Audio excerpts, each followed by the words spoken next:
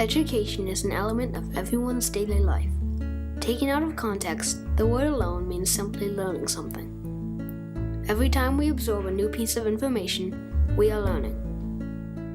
In the context of all social practices, education is usually something that happens in the earlier portion of our lives. In our society, a good education is widely recognized as a ticket to success and happiness in life. Naturally, we all want everyone to get a good education, no matter who they are. In the case Brown versus the Board of Education, the Supreme Court stated, "In these days, it is doubtful that any child may reasonably be expected to succeed in life if he is denied the opportunity of an education, and who they are should have no impact on whether they can get a good education."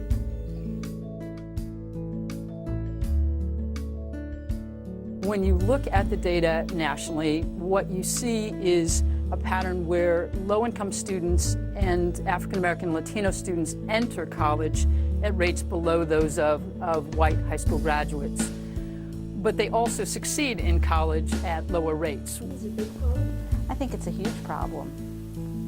I think that it's probably one of the most important problems we have in this country and the biggest threat we have to our democracy.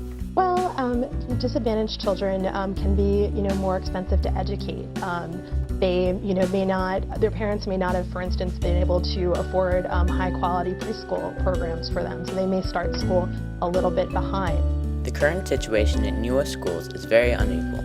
Data that measures every aspect of the classroom reveals that race and finance often provide obstacles to young children trying to learn. Also, states allocate different amounts of funding to different districts, often giving less funding to high-poverty areas.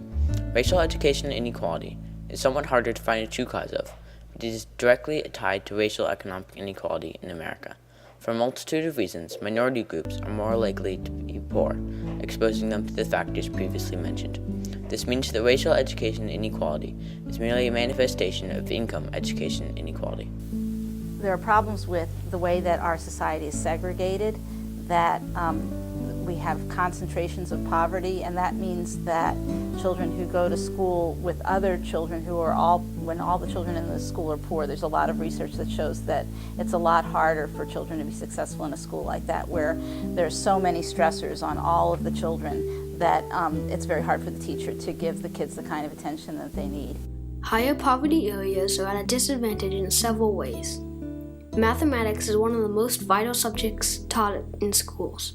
However, in 2000, 15% of math teachers in high minority areas did not have a major certification in their field, while only 7% of math teachers in low minority areas were missing these qualifications.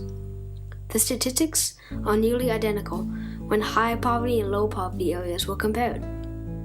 High school students from low-income families drop out at 6 times the rate of their peers. In a 2004 report, the national funding gap, calculated from the difference between the funds given to the 25 richest districts and the 25 poorest districts, was at $1,348 per student. In a 500-student school, that would be $674,000 more to richer schools. If this seems unreasonable and counterproductive, it is.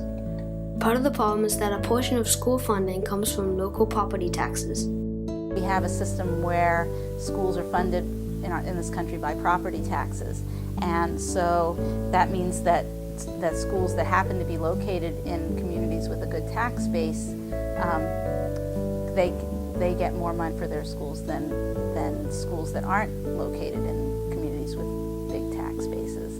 If I had to say there was one specific cause of education inequality, I would probably have to go with the way that schools are funded. One way to help solve this problem on a higher education level is called affirmative action and is the subject of controversy. These policies consider race as a factor in admission to colleges, or in some cases jobs. Minority status is considered a positive in the way. Critics say that this is simply discrimination of a different group and it patronizes minority groups and undermines their success. Proponents say it helps promote diversity in schools and makes up for years of anti-minority discrimination. While at present the issue remains the university's decision, the president could push for legislation requiring or banning affirmative action. A lot of the kids who have come to Harvard via affirmative action, they followed those kids after they graduated, and then a lot of the kids who came, the regular way, not through affirmative action. And they found out that the kids who came through affirmative action were much more likely to give back to their communities, to be involved in civic affairs, and that when you think about affirmative action, you can't just think of it in terms of what people's achievements have been up to the time they came to college. You have to think about what their potential is after they leave college. And affirmative action is one way we have of making sure that we get those kids who have great potential into our university system so that they can do good for our communities. However, a less controversial solution at lower levels of education is also possible.